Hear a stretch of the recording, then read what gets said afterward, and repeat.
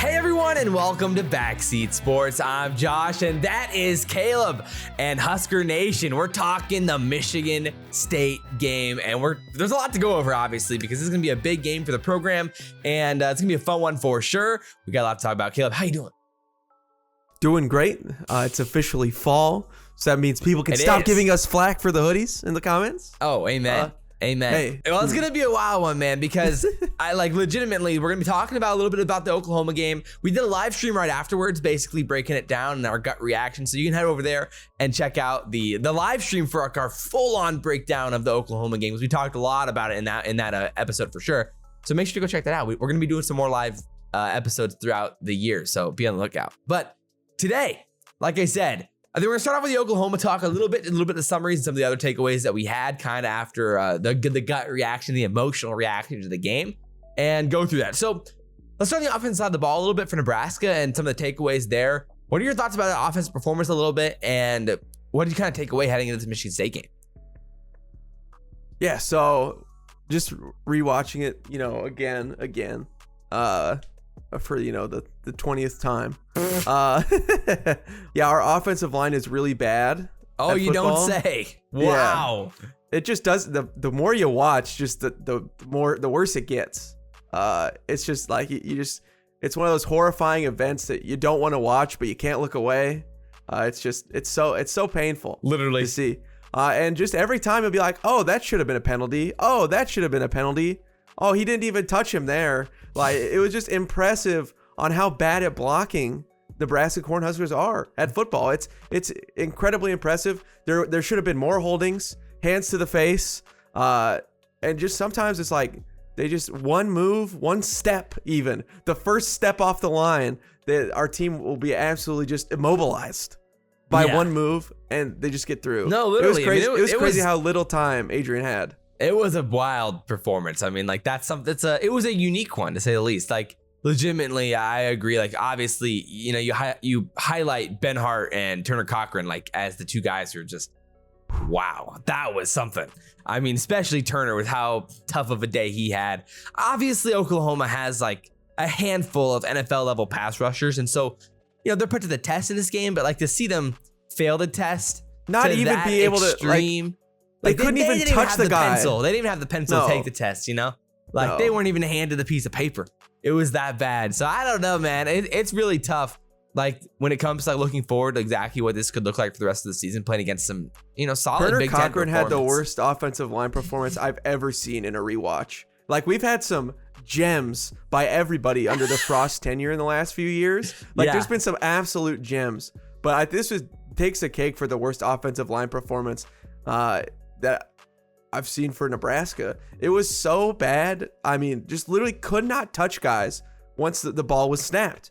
Like, it was crazy. They could not engage. So when we were watching it back, I was like, head back, like arms out. Well, sometimes arms out. Sometimes there's just nothing going on there. But, we're obviously starting off on such a positive note in this video. I'm glad we're so positive today.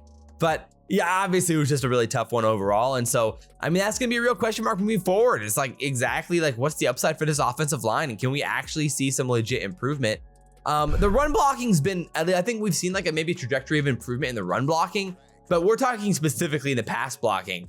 Like, it was horrible. So bad. It is terrible. So that is a real, just the biggest question mark for this team moving forward, if we can even see any improvement at all from our tackles in pass protection. Because if not, it's hard to imagine we're going to see any like massive performances from Adrian in the passing game. Obviously, we've had a few good moments where, and I think that goes to show some of the talent that we have at receiver now with Omar and Torrey and Xavier on the outsides, being able to get open quick. Because if Adrian doesn't see a guy in these first 2 or 3 seconds, there's no chance the ball's getting completed. So, and then like also goes to show that Adrian does do a good job of giving himself extra time to make plays and things like that, obviously.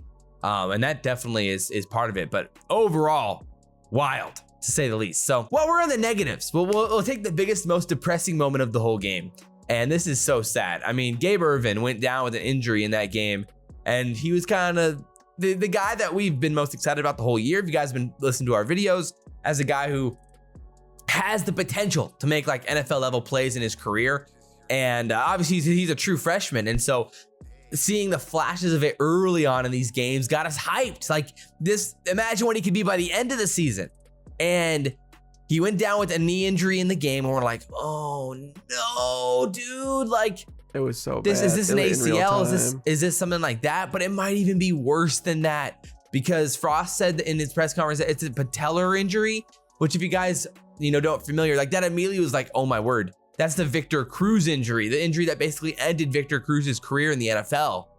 And so if it ends up being as bad as it sounds, like this could be really bad for Gabe in his career. So we don't have any more details yet. Maybe in the press conference today, Frost might end up giving us a little bit more information on that. But so far, it's not looking good for Gabe. It's almost guaranteed to be a season ender, and it could affect his career even more long term. Yeah, it really, really stinks. That's just, man. I mean, especially when it's a young guy that you're so excited about, and it's a long recovery road for him at this point. You feel really bad for Gabe. Again, that 3rd and 11 run, when we really he had needed some it. Explosive plays. In his last game against Oklahoma was his best run. It's 3rd and 11. We're on like our own 10-yard line. We need to keep the drive going. Just a great run by him. I wish, there was so much promise too. For the rest of the season, he had 8 more games to develop. Really, really stinks. The only like blade of positivity here is that he could still redshirt at least, and he's probably gonna get a medical redshirt. So like, I would imagine. So either way, those are still available. So maybe he can stay in the program for a longer amount of time.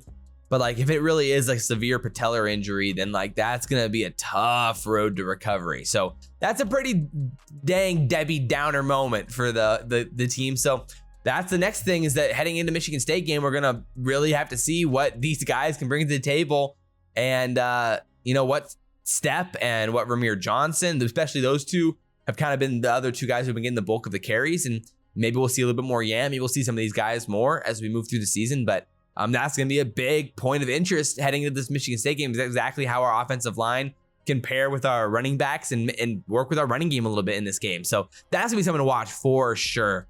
I mean, other thing offensively, I think overall, we were both really, really positive about Adrian Martinez in this game. We talked about that a lot in the live stream breakdown, which we both thought this was probably his best performance, maybe of his career, but obviously of the season, and obviously of last season as well. So, I mean, really, really impressive performance from Adrian. Some throws under pressure, some getting out of the pocket, making some throws out of the pocket.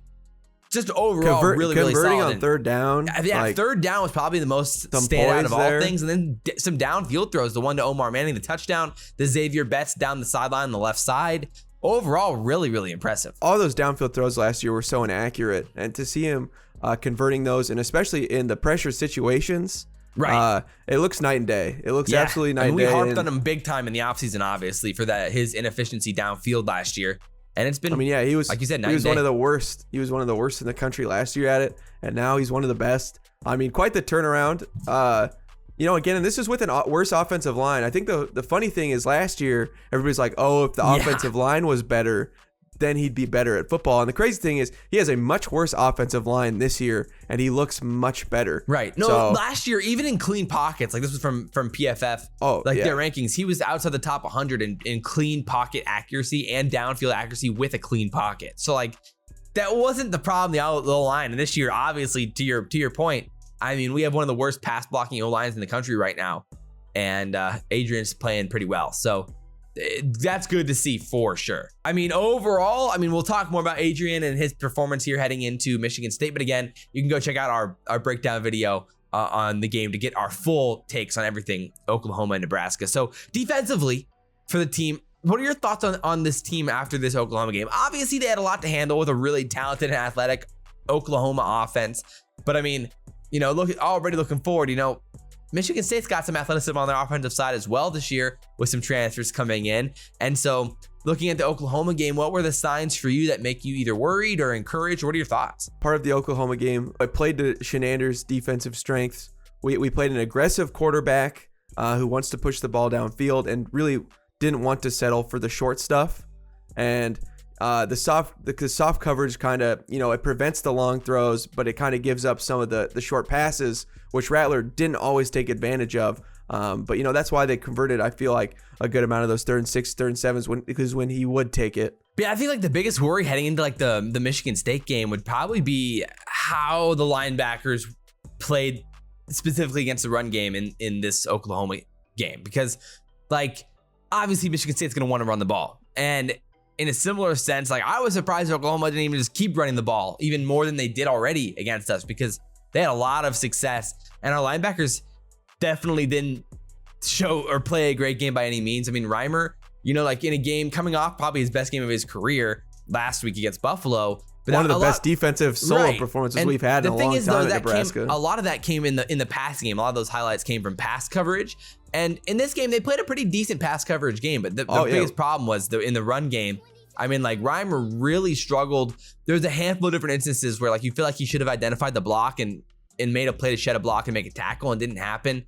And like I think the same could be said for Henrich as well. And overall, I think that was a little bit worrisome. When we're going to be facing off, you know, you're heading into Big Ten play now with Michigan State on the board. So overall, I just think it's just going to be a little bit of a problem potentially heading into this year. I mean, obviously Oklahoma's talented, but I'm scared of it for sure. I'm not as worried. I mean, we did a really good job against a good rushing team in Buffalo. And I think, you know, again, Oklahoma is so two-dimensional, so many weapons on each side. I think, you know, it was just our defense was stretched thin as it is. But again, we're going to be heading to a team that's really balanced in Michigan State. So I think this is going to be very interesting. You know, it's definitely Oklahoma light for sure.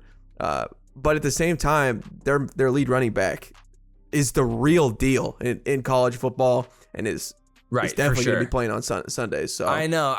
It's just that's why I think we saw some themes. There's maybe some cracks in the armor there defensively where Oklahoma really, really utilized pulling the guards well to the outside and sealing the edge and using crack blocks to seal the inside against like Reimer or Henrich, depending on what side they were playing on. Maybe they're creating the formula that teams like Michigan State could potentially use to expose us on the ground a little bit. So that's where I'd get a little bit worried potentially. Like that might be the situation where that could potentially hurt us. So that's why I get a little bit worried.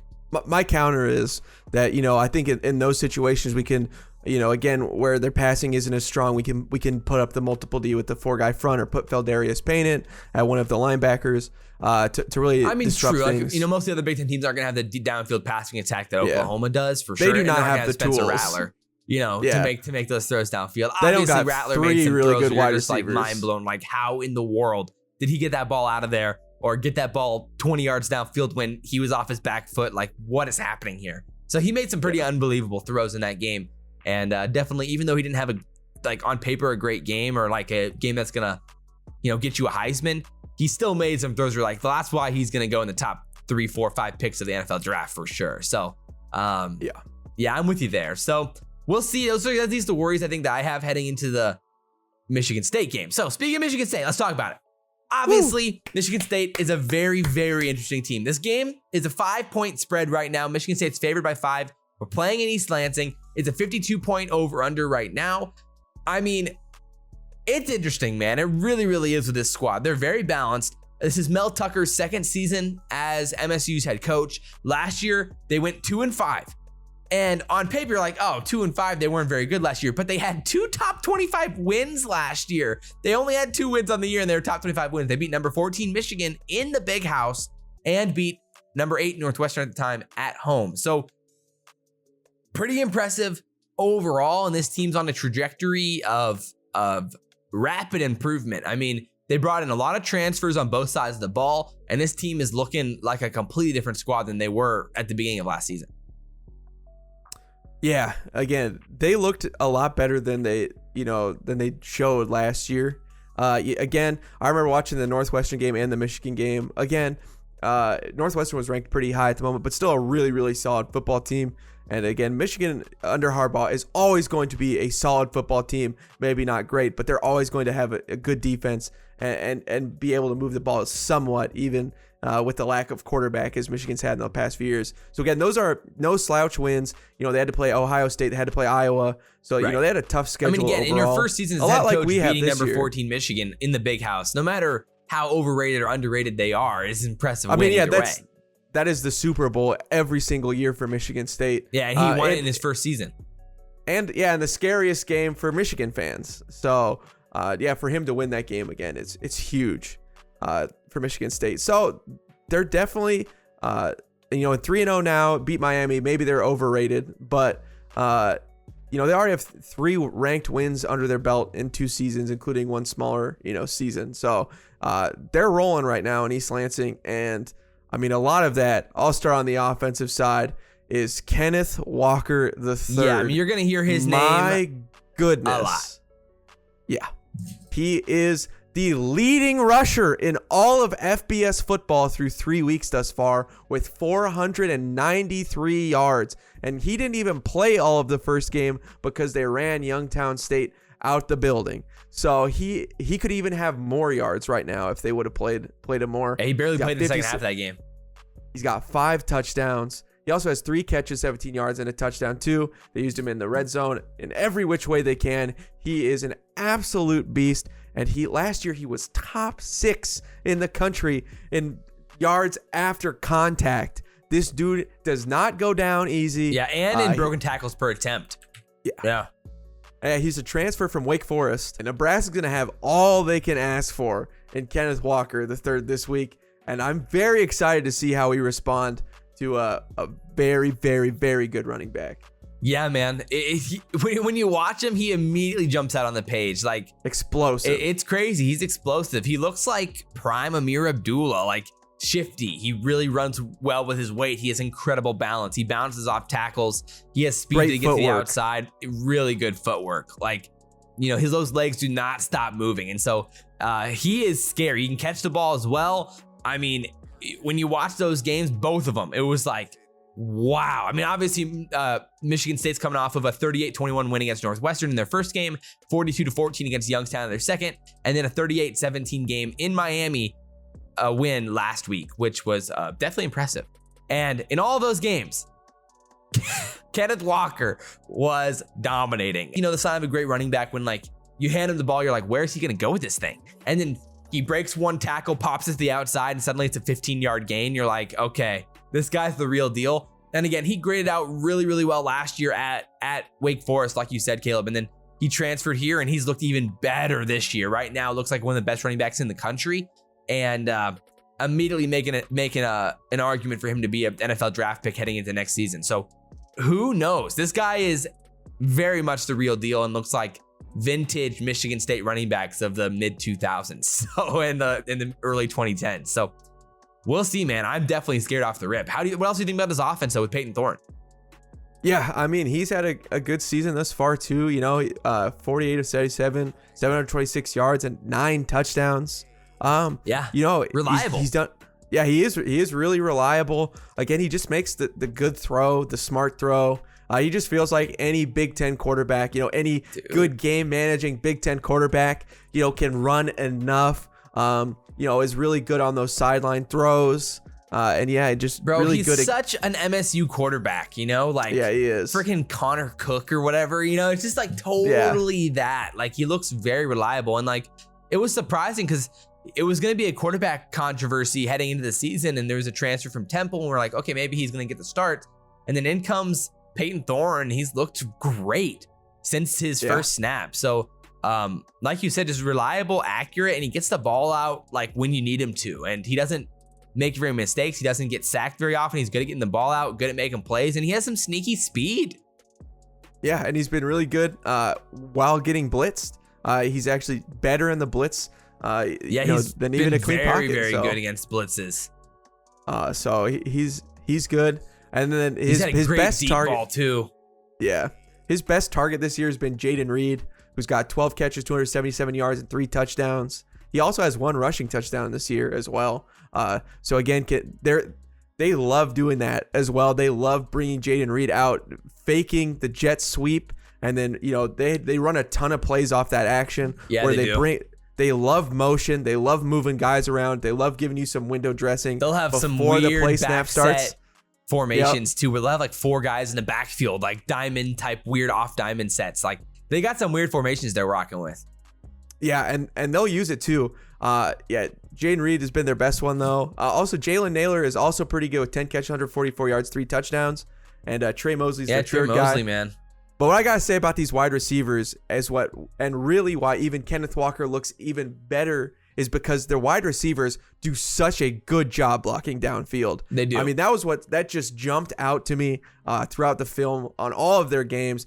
Everybody, they love blocking. They love getting their guys yards, and they're good. They engage. Actually, on those jet sweep actions, a lot of times they'll bring another wide receiver coming around the other side. They'll use him as the lead blocker for Kenneth Walker the third. So they do a lot of stuff. They trust their wide receivers to make blocks in the game, and they use them in a lot of different ways to get this run game going. So they definitely have a very proficient offense. No, literally, they've looked fantastic, and this is something that I don't think not very many people in the Big Ten really saw coming, because obviously people were like interested in Kenneth Walker and maybe it transferring to the Big Ten from Wake Forest.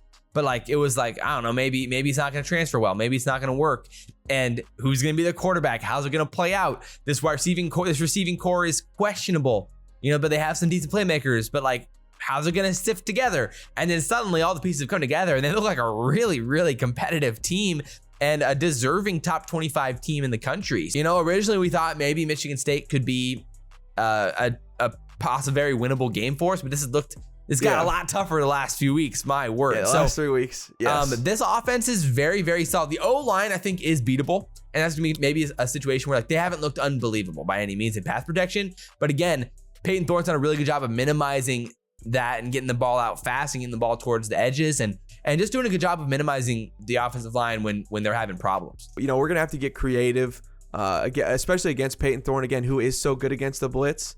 I guess I can talk about this later, but I think one of the X factors is going to be delayed blitzes. I thought Miami did a really good. I know, spoiler. I think Miami did a really good job when they did get to Peyton Thorne. It was a delayed blitz. They sent linebackers late. They kind of fooled you with the looks, and I definitely think something like that could work because again, those just traditional. He sees that you're sending guys. He really does capitalize. Yeah, no, 100%. Literally, I think it's going to be interesting for sure.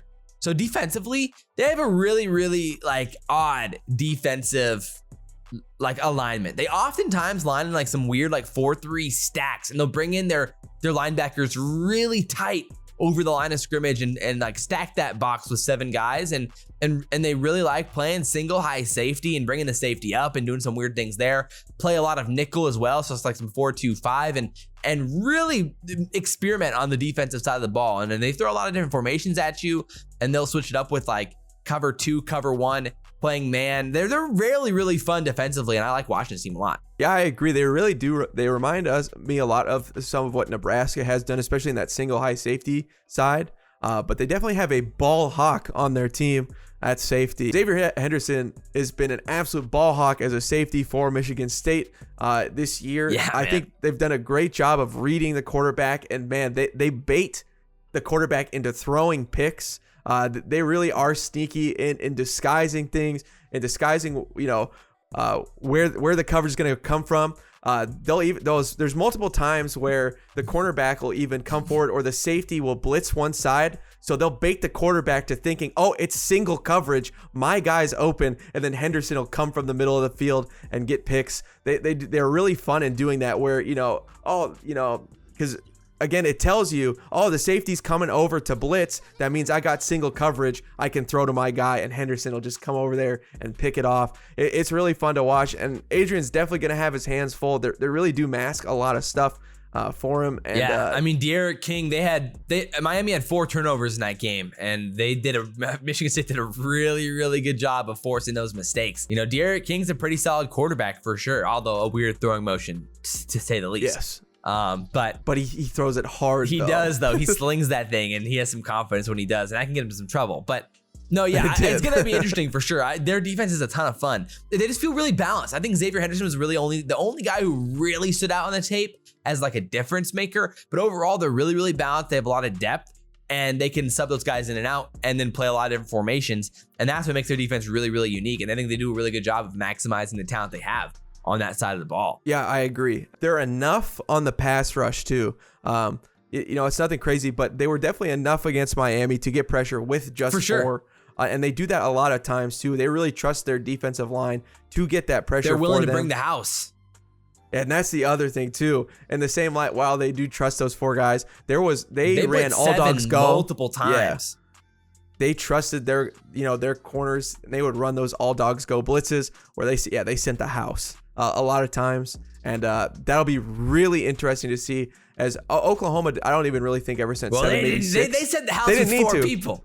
They did set the house with 4 people. So it'll be interesting to see just an all-out blitz, how our offensive line handles that, or the lack of handling it. Yeah, mostly exactly. how Adrian handles it. Literally.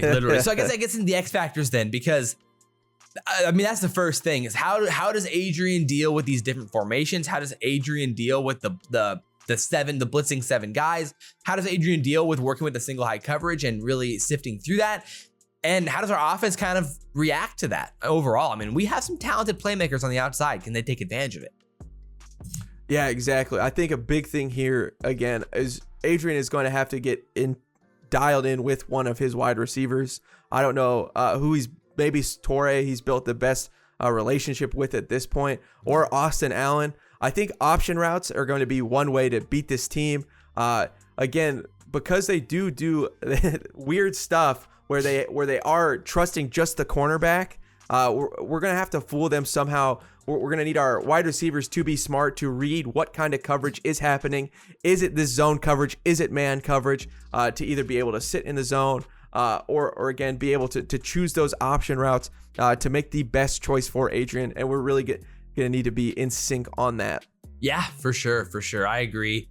Like, it just gets a little bit worried. I definitely get worried when thinking about that. Like, and again, when they play a lot of that single high safety, they'll bring that guy close. And then you do have that single coverage on the outside. And like, that's where I agree. Omar Manning or Xavier or Torrey, whoever's out there, has to make some big time plays. I think Torrey could be that outlet for Adrian in this game. Or like you said, Austin Allen in release routes where he gets that block quick and then releases towards the middle of the field.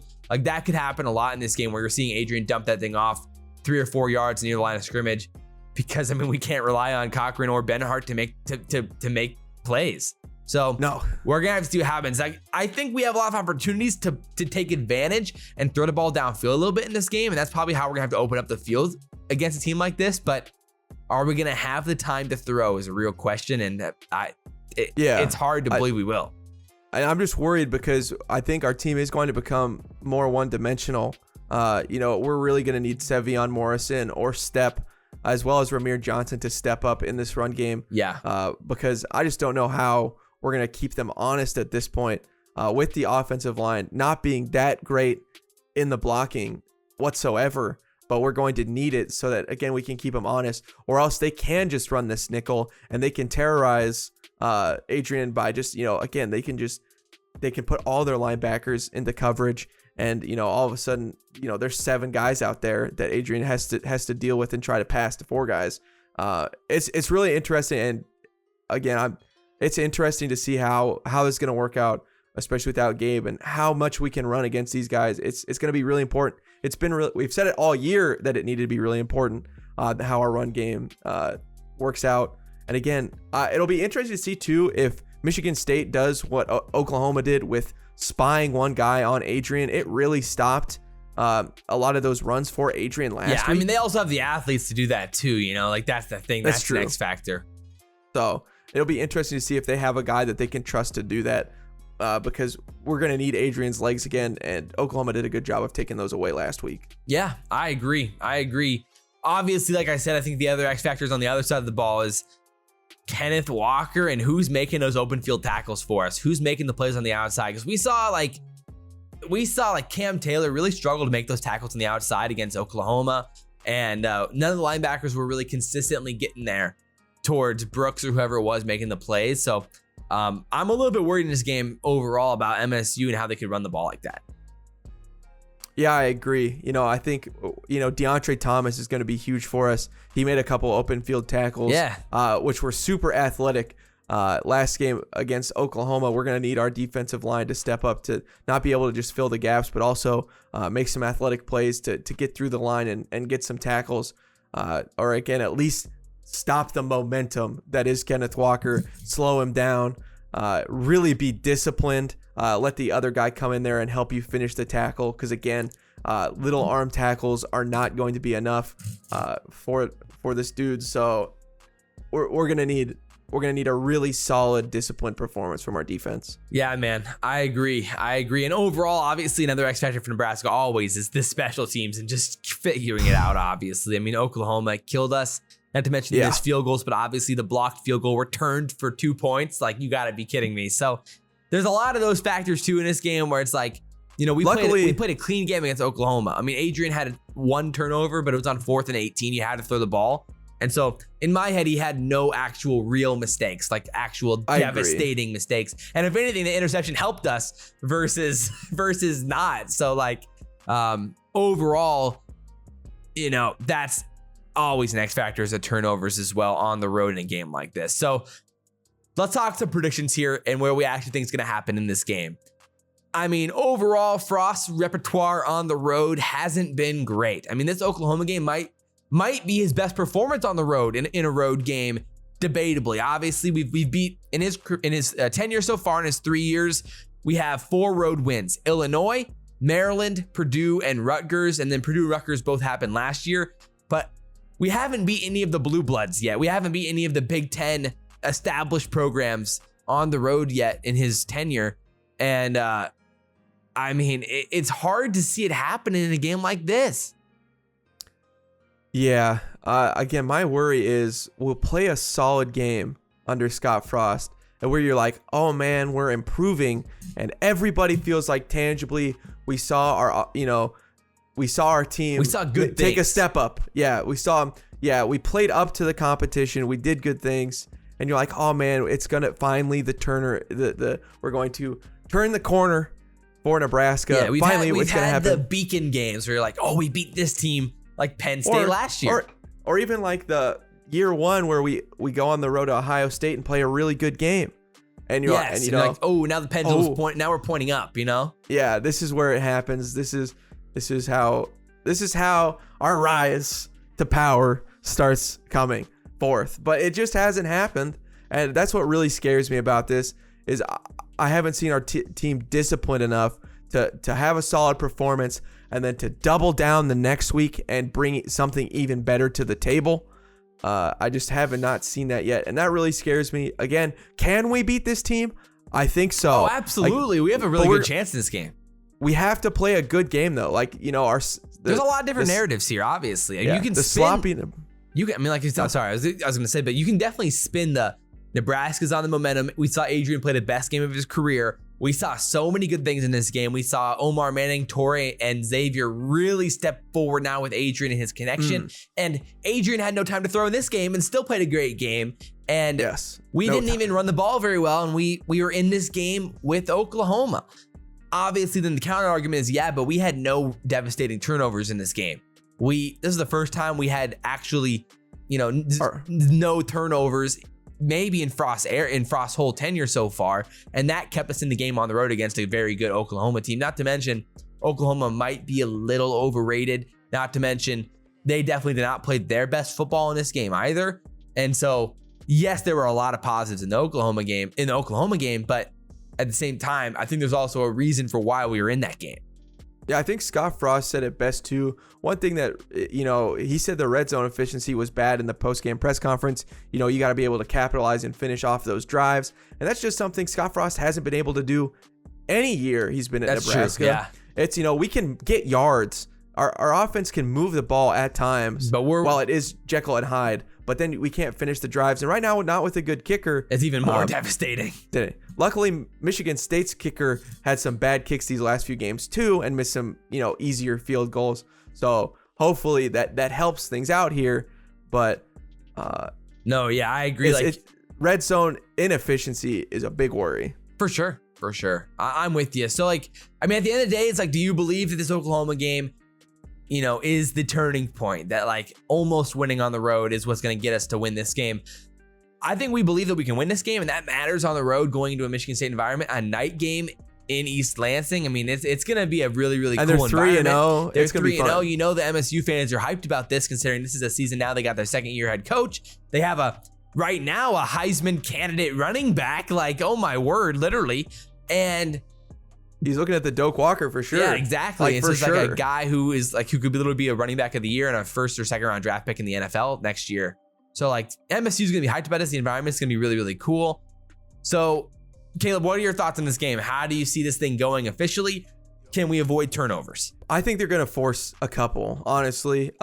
Hopefully we don't fumble. Honestly, if Adrian can just not fumble the football, I feel that he's going to have a great season. You know, picks are going to happen throughout the season, and I'd rather him stay aggressive, keep throwing the ball, and maybe a couple picks happen. But as long as we do not fumble the football, that is the inexcusable. Coughing it up on the ground, that just cannot happen. But again, picks I'm even okay with. So even if we even have, you know, I think a pick, and maybe if it's even a bad pick, I still feel we have a good chance. It's just no fumbles. That's what I want. Just no fumbles. That's a lot easier said than done for us, Caleb. You know, yes. But I think it's gonna be a gritty Big Ten game. You know, I think Michigan State scored, 30. You know, I think they're averaging 39 points right now. It's even going to fringe on a little chilly in this game. I mean, right now the high thing is like 60, and by the time it gets to nighttime, it's going to be low 50s, maybe in the 40s.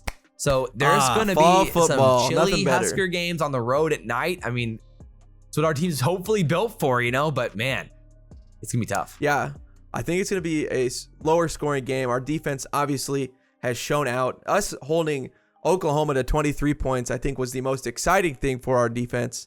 And if we scheme this right, again, I think that, we can hold Michigan State to well under 39 points.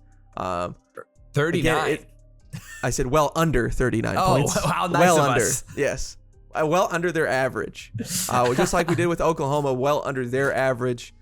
But the question is the offense. Again, the red zone inefficiencies, our offensive line's woes, even with Adrian playing great, which is really exciting to see. Really excited to see him throw the ball downfield. Again, he gives us a chance. How many plays can he make with his legs? Again, I feel excited about this Nebraska team. And I think, again, I'm really excited for this game on Saturday. But Gut says we're still going to lose. Yeah. Again, just an away game is always tough. And Scott Frost has not been good. Not to mention, we haven't beat a ranked team since 2016. So it has been a long time. Was that MSU? Yeah. Okay. Well, there you go. There you go. Although we do have a good record against Michigan State. So I do really like that. Nebraska, we're 4-2. Completely a different team. We're 4-2. Not to mention against Michigan State all time in the Big Mel Ten. Tucker was the coach of Colorado in 2019 when we blew the game. And Mel Tucker coached a really, really good game in that game when we were a favorite going into Colorado. And they beat us at home in overtime. So Mel Tucker is 1-0 against Frost in his tenure. Yeah, so I'll go 27-21 MSU. A close game, a fun game. But I just think, we're going to miss a field goal or two. And then you never know about the turnovers, man. That's what gets tough. Yeah.